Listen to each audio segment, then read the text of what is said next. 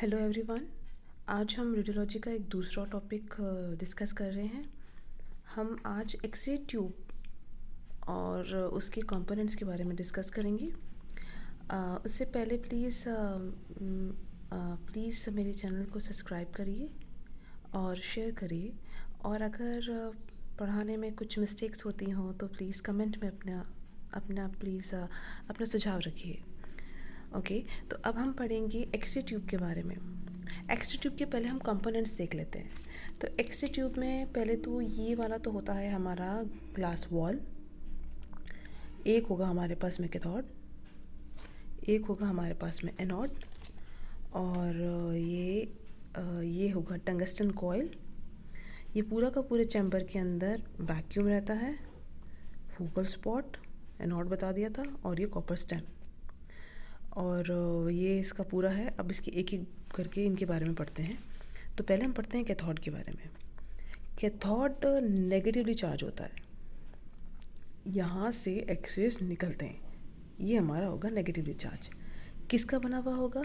ये बना हुआ होगा टंगस्टन का। दूसरा पॉइंट इसका इम्पोर्टेंट कि टंगस्टन जो ये बना हुआ है इसका डायमीटर कितना है? इसका डायमीटर है 2 mm और इसका लेंथ है लेस देन 1 सेंटीमीटर। अब आ जाएगा नेक्स्ट पॉइंट कि ये तो जो कैथोड है टंगस्टन का बना हुआ है वो इलेक्ट्रॉन इमिट करेगा, पर यहाँ पर इसकी एक फोकसिंग कप होगा और वो है मोलिब्डेनम का बना हुआ। मोलिब्डेनम भी नेगेटिवली चार्ज है। अब होता क्या है, यहाँ से इलेक्ट्रिसिटी आई, ठीक है, ये फिलामेंट्स गर्म हुए, यहाँ से इलेक्ट्रॉन निकले। अब कुछ इलेक्ट्रॉन पीछे भी तो जा सकते हैं, तो पीछे जाएं तो यहाँ पे मोलिब्डेनम कप है, ये भी नेगेटिवली चार्ज है। अब ये भी नेगेटिव चार्ज, ये भी नेगेटिव चार्ज, तो अगर इलेक्ट्रॉन आ रहा है पीछे की तरफ तो ये इसको ज़ोर से धक्का मार देगा, क्योंकि नेगेटिव नेगेटिव रिपेल करते हैं, तो इसको ये ज़ोर से धक्का मारेगा। तो पीछे की तरफ इलेक्ट्रॉन्स जाने का अब चांस कम रह गया। तो ये फ़ायदा हो गया मोलिब्डेनम का जो नेगेटिवली चार्ज है। अब यहाँ से इलेक्ट्रॉन आए और इलेक्ट्रॉन आगे की तरफ गए। कहाँ गए? ये गए हमारे एनोड की तरफ से। एनोड की ये जो एनोड है ये पॉजिटिवली चार्ज है। अब ये भी बना हुआ है टंगस्टन का। अब हमने टंगस्टन ही क्यों लिया? अब हमने टंगस्टन इसलिए लिया, इसके 2-3 कारण हैं। एक तो ये कि मैंने आपको अपने पिछले वीडियो में बताया था कि ये देखिए,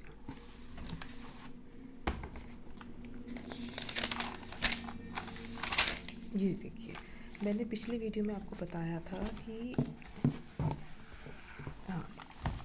कि ब्रह्मस्ट्रंग रेडिएशन, जिसको ब्रेकिंग रेडिएशन भी बोलते हैं, उसमें क्या होता है कि जैसे कि ये एक सर्कल है, ये यहाँ पर, ठीक है, ये हमारा एटम है और इलेक्ट्रॉन यहाँ से गुजरता हुआ जाएगा। तो ये एटॉमिक नंबर हमें बहुत ज़्यादा नंबर का, greater number of atomic number लेना चाहिए, ताकि इतनी ही स्पीड से ये इलेक्ट्रॉन्स को रिपेल होता हुआ जाएगा, और जो ये इलेक्ट्रॉन्स गुजरा होता हुआ जाया, रिपेल होता हुआ, उतनी स्पीड से वो रिपेल होता हुआ जाएगा। तो ये एटॉमिक नंबर हमें ज़्यादा लेना पड़ेगा। इसलिए यहाँ पे लिखा हुआ है कि greater atomic number of a target atom, ये हमें ज़्यादा लेना पड़ेगा। तो greater will be the efficiency of conversion kinetic energy into X ray proton. जितना ज़्यादा ग्रेटर नंबर का ये होगा एटॉमिक नंबर, इतनी ही स्पीड से इलेक्ट्रिक एनर्जी कन्वर्ट होगी एक्सरे प्रोड्यूस करने में। इसलिए यहाँ पर भी मैंने आपको बताया कि हम टंगस्टन लेते हैं। तो अब वापस इधर देखते हैं, हम वापस इधर देखते हैं कि हमने टंगस्टन क्यों लिया। टंगस्टन इसलिए लिया क्योंकि इसमें हाई एटॉमिक नंबर होगा। एटॉमिक नंबर इसका कितना होता है? 74। दूसरा, हाई मेल्टिंग पॉइंट होगा, जिसका मेल्टिंग पॉइंट है 3400 डिग्री सेंटीग्रेड इसका मेल्टिंग पॉइंट होगा 3400 डिग्री सेंटीग्रेड, ये इसका हाई मेल्टिंग पॉइंट होगा। अब हाई मेल्टिंग पॉइंट से क्या होगा कि भाई यहाँ से जो इलेक्ट्रॉन्स आ रहे हैं उसके कारण से ये जल ना जाए, इसलिए इसका मेल्टिंग पॉइंट ज़्यादा होगा। फिर तीसरा हो जाएगा हाई थर्मल कंडक्टिविटी। टंगस्टन की बहुत ही अच्छी हाई थर्मल कंडक्टिविटी होती है। इससे क्या फ़ायदा होगा? यही कि यहाँ से जो इलेक्ट्रॉन्स आ रहे हैं, करंट प्रोड्यूस हो रहा है, तो इससे कोई इफेक्ट नहीं पड़ेगा, इसलिए इसका हाई थर्मल कंडक्टिविटी होगा। चौथा क्या है कि लो वेपर प्रेशर। लो वेपर प्रेशर यहाँ पे वैक्यूम क्रिएट करके रखेगा, तो लो वेपर प्रेशर इसलिए हमारे हेल्प करता है। तो ये टंगस्टन के 4 पॉइंट्स हैं, इसलिए हमने एनोड के अंदर टंगस्टन यूज़ किया है। अब एक चीज़ यहाँ पर आप देखेंगे कि एनोड के अंदर ये फोकल स्पॉट से जो रेज आ रही है, एक तो सीधी आ रही है और दूसरी आ रही है वो डाइवर्जिंग आ रही है।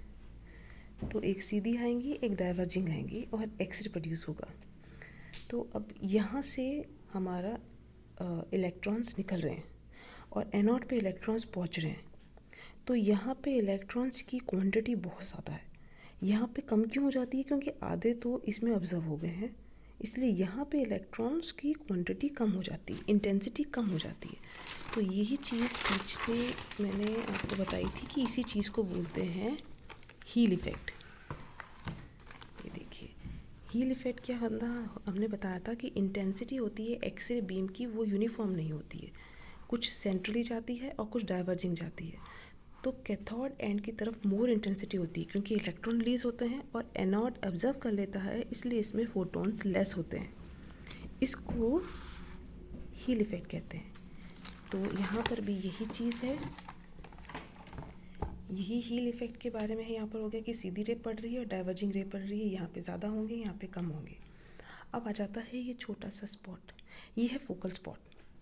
फोकल स्पॉट क्या होता है? फोकल स्पॉट हमारा होता है, एक्चुअली में जो फोकल स्पॉट होता है वो होता है 1 × 3 mm।